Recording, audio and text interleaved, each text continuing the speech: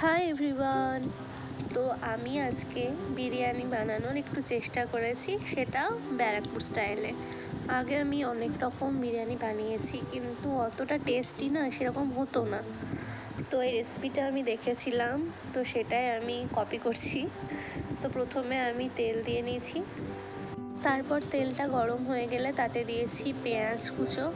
সেটা ভালো করে ভাজা হয়ে গেলে তাতে জল দিয়েছি, তারপর দিয়েছি কাশ্মীরি লঙ্কা গুঁড়ো আর হলুদ গুঁড়ো। তোমরা এখানে কাশ্মীরি লঙ্কা গুঁড়োটা স্কিপ করে নর্মাল লঙ্কা গুঁড়োও নিতে পারো। তারপর দিয়েছি লবণ, তারপর তাতে আমি টুকরো করা যে আলুগুলো রেখেছিলাম তো সেগুলোই দিয়ে দিয়েছি। তো আমি এখানে আগে থেকে কিছু ভাজিনি, মাংস ম্যারিনেট করিনি, কিচ্ছুই করিনি। তারপর তাতে আদা রসুন পেস্ট করেছি, তারপর যে জলটা বেরিয়েছে সেই জলটা দিয়ে রেখেছি। তারপর আলুটা আমি সেদ্ধ করার জন্য রেখে দিয়েছিলাম। আলু সেদ্ধ হয়ে যাওয়ার পর তাতে আমি মাংসগুলো অ্যাড করেছি।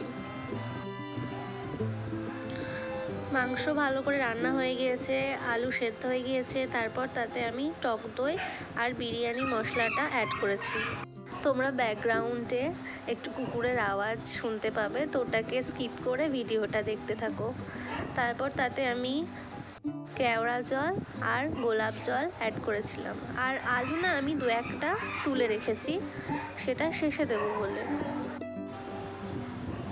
জলটা অনেকটা শুকিয়ে এসেছে, আগে থেকে যে আলুগুলো তুলে রেখেছিলাম তো তারপর আমি সেগুলো দিয়ে দিলাম।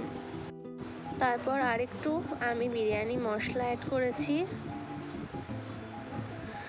আর আমি আগে থেকে ভাতটা রেডি করে রেখেছিলাম, তো সেই ভাতটাই দিয়েছি। ভাতটা আমি 70% সেদ্ধ করেছি, যেহেতু এখানে দমে থাকবে। তো যদি বেশি সেদ্ধ হয়ে যায় তাহলে ভাতটা গলে যাবে, একদম ভালো লাগবে না। তারপর আমি একটু দুধ নিয়েছি, তাতে জল মিশিয়েছি আর অ্যাড করেছি ওতে গোলাপ জল আর কেওড়া জল। সেই জলটাই আমি ওপর দিয়ে দিয়েছি। আর অনেকটা পরিমাণে আমি বিরিয়ানি মশলা দিয়ে দমের জন্য রেখে দিয়েছিলাম। তো দম দেওয়া কমপ্লিট হয়ে গেলে আমি তো উপর দিয়ে আরেকটু ঘি ছড়িয়েছি আর আরেকটু 5 মিনিট মতন ওই ঠান্ডা হওয়ার জন্য রেখেছিলাম। আর আমাদের বিরিয়ানি ফাইনালি রেডি।